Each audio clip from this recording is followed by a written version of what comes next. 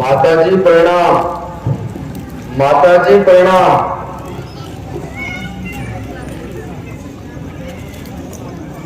जी रहो बेटा। सदा कल्याण हो। आओ पहले यहाँ बैठो, मैं तुम्हारे लिए खाने को लाती हूँ। और फिर आनंद से रात भर संभालो। बस माताजी, खाने पीने को क्षमा कीजिए और शीघ्र ही आज्ञा दीजिए। ना बेटा, अधिक देर नहीं रहूंगी।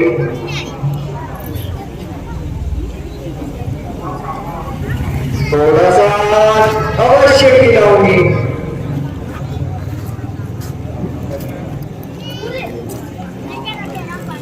माताजी,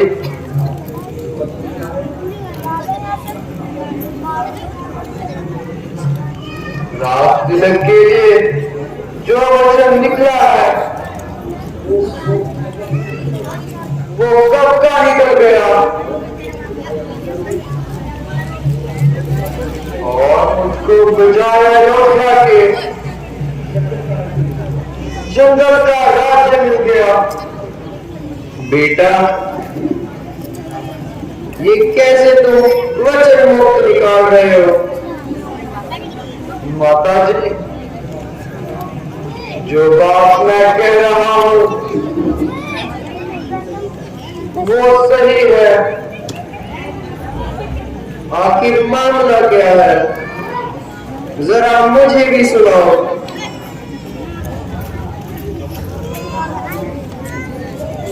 राज के बदले माता मुझको हो गया हुक्म फकीरी का। खड़ा मुतंजिर है माता मैं तेरे हुक्म अखीरी का। दिया भरत को राज पिता ने मुझे हुक्म बन जाने का। 14 साल रहूं मैं वन में, हुक्म नहीं यहाँ आने का। नहीं किसी का दोष है माता, बदला रंग जमाने का। राजपाट का गम नहीं मुझको, नहीं कुछ अमीरी का। राज के बदले माता मुझको हो गया हुक्म फकीरी का। खड़ा मुतंजिर है माता मैं तेरे हुक्म अखीरी का। बेटा, आखिर ऐसी क्या बात हुई जिसे तुम्हें वन जाने का आदेश हुआ? सुना है किसी समय पिताजी ने माता के कई को 2 वरदान दिए थे और माताजी ने एक वरदान में मुझे 14 वर्षों का वनवास और दूसरे में भरत को लक्ष्य कर दी।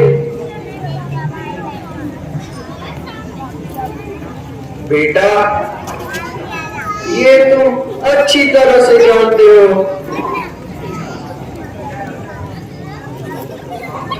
कि संतान के पिता की अपेक्षा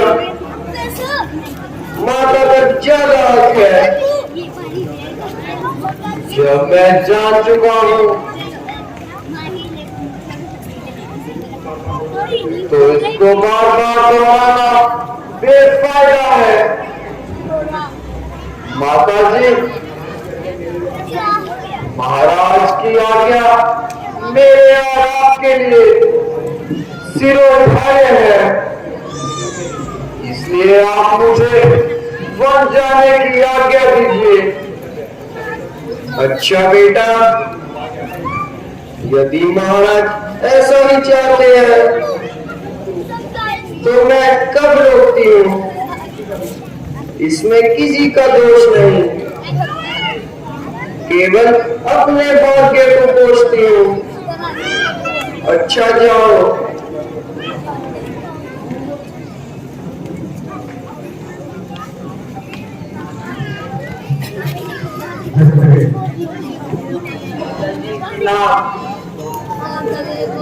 स्वामी को कैसी आज्ञा दी जा रही है? बेटी, क्या बताऊं, कैसे सुनाऊं? मेरी वाणी में इतनी शक्ति कहाँ जो ये समाचार तुम्हें सुनाऊं? बेटी, यहाँ तुम्हें खुद ही बता देंगे।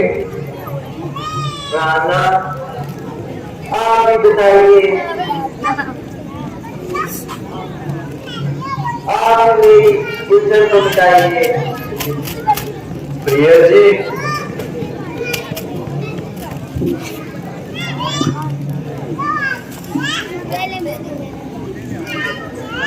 पिताजी की आज्ञा से मुझे 14 वर्षों का वनवास हुआ है। बाकी सभी ने तो आज्ञा दे दी है, मैं आपसे भी आज्ञा चाहता हूँ। ना ही इसमें पिताजी का दोष है, ना ही माता कैकई का, बल्कि ईश्वर को यही मंजूर है। मुझे विश्वास है कि आप मेरी गैर हाजिरी में ना केवल स्वयं धैर्य से काम लेंगी और मेरे माता पिता को मुझसे अधिक आराम देंगी। राना, जो कुछ पिताजी की आज्ञा है उसके बारे में मुझे कुछ ऐतराज नहीं है और उनके कार्य में दखल देने का अधिकार नहीं है। आप बड़ी खुशी से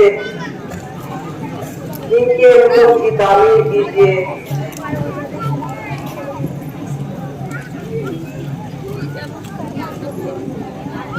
मगर इस दासी को अपने साथ चलने की आज्ञा दीजिए। प्यारी, तुम व्यर्थ में ही हट करती हो। मेरे साथ दोनों में जाकर क्यों दुख सहती हो? राना,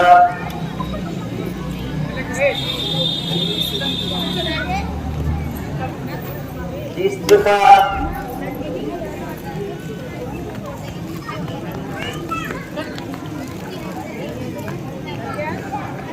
जल के बिना सागर शोभाहीन होता है,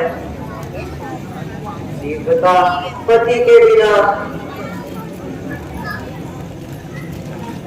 स्त्री का जीवन दुखी और रंगीन होता है। यदि मैं आपके चरणों से अलग हो जाऊंगी, सच मानो बहुत दुख पाऊंगी। प्रिया जी,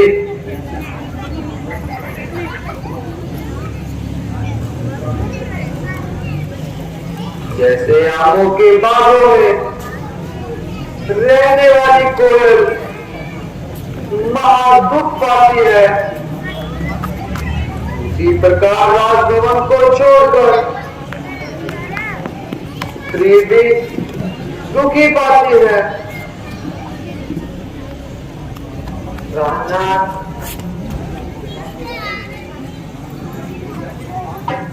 यदि आपको विश्वास हो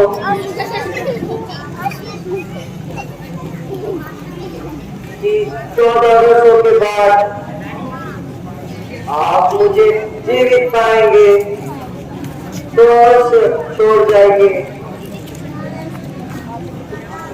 नहीं तो साथ में ही जाइए।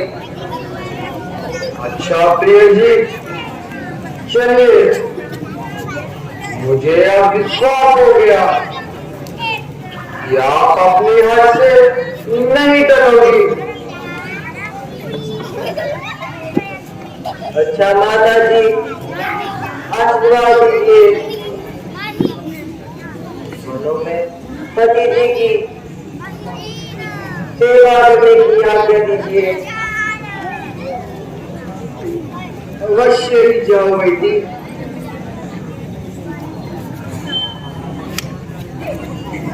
अपना पतिव्रत धर्म अवश्य निभाओ।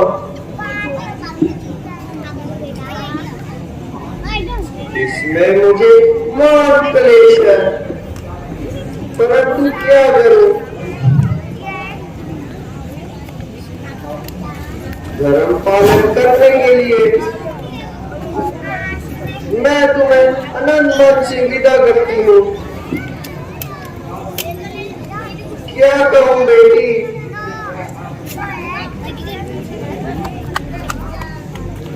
मुझे घर घाट से तुम को चले, एक रोटी पहले, अब तो लेकिन दोनों चले। हाय बेटी,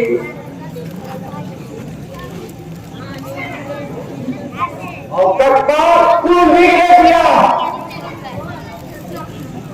और अपने आप को कम कर दिया, मगर पिताजी की अवस्था देखकर सीधा खराब हो गया और कलेजा जलकर खाक हो गया।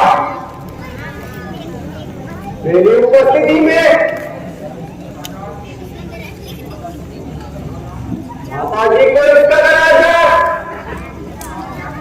मेरी जिंदगी पर लाख लानत और फटकार।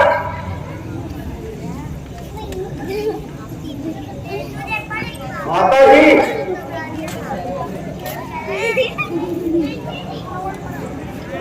लक्ष्मण आपसे पहले मरने के लिए तैयार है।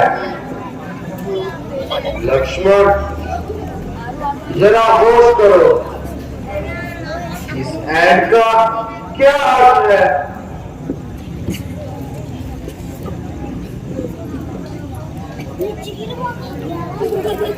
अजब है,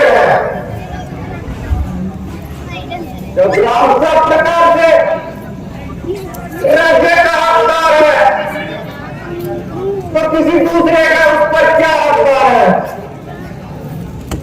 रोजगार गिरगिराने से राज नहीं मिला करते। अगर किसी में हिम्मत है तो मुकाबला करे, ताकि मैं भी देखूं राज करने का कुछ वजह भी आता है। और मैं कदाचित भी मैं ऐसी बेईमानी नहीं करने दूंगा। जब तक दम में दम है, किसी की दान नहीं करने दूंगा।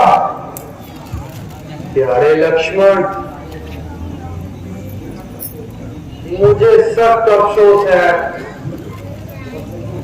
जरा सोचो, किसको हाथ दिखाओगे, किसके हाथ देखोगे, किससे लड़ोगे, किसके खिलाफ तलवार उठाओगे?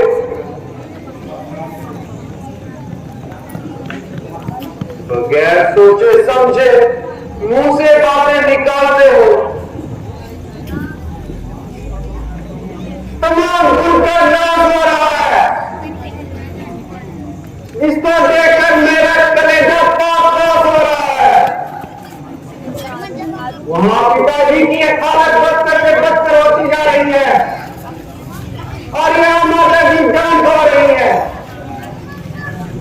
जिनका माता जी अलग से रो रही है। पता नहीं आपका कौन सा काल पड़ा है।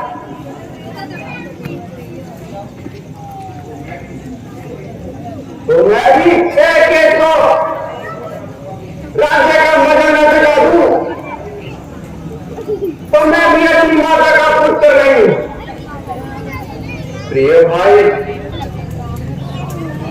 जरा गुस्से को दिल से निकाल दो और तुम मेरा कहना मान लो और मेरे साथ वहां में ना जाकर वोट का चुनाव उठाओ। बहुत अच्छा, यदि यही रस्म है तो अयोध्या में रहना भी मेरे लिए पसंद है। जिंदे जी आपका साथ नहीं छोड़ सकता, किसी अवस्था में आपकी सेवा से मुख नहीं बोल सकता। प्यारे लक्ष्मण, मैं जानता हूं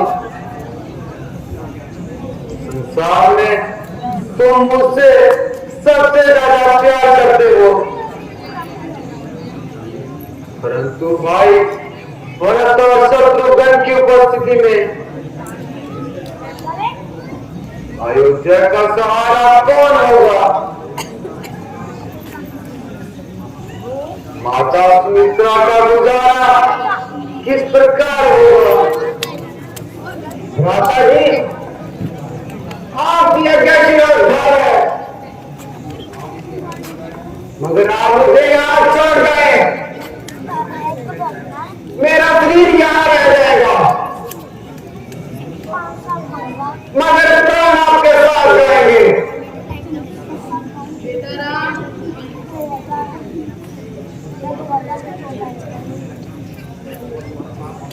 लक्ष्मण तुम्हारा साथ कदापि नहीं छोड़ेगा,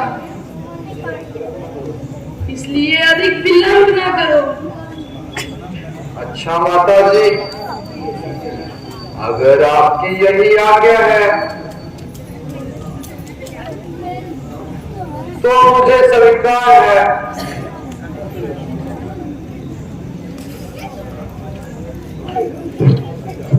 हाँ बेटा, अवश्य जाओ।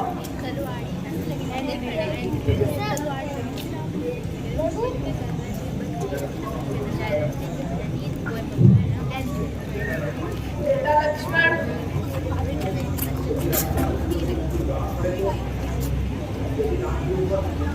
राम के ऊपर मुसीबत आ पड़े तो तुम अपनी जान पर खेल जाना और बड़े भाई की सेवा से जी न चुका जाना। माता जी, आपके वचन मेरे साथ रहेंगे। बेटा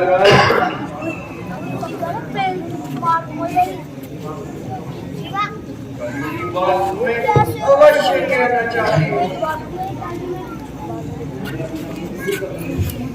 मैं अपनी आंखों से दूर कर रही हूँ। जिस तरह जाते हुए तीनों ने पीठ दिखाई है, उसी तरह आकर अपने अपने चेहरे भी दिखाना। यदि मेरे लक्ष्मण और सीता को कुछ हो गया तो बेटा राम, तू भी अयोध्या में न आना। बस मेरी यही नसीहत है। माता जी, आप निश्चिंत रहें, आपके वचनों का अवश्य पालन करूंगा। जीवित रहो बेटा, भगवान तुम्हारी रक्षा करे।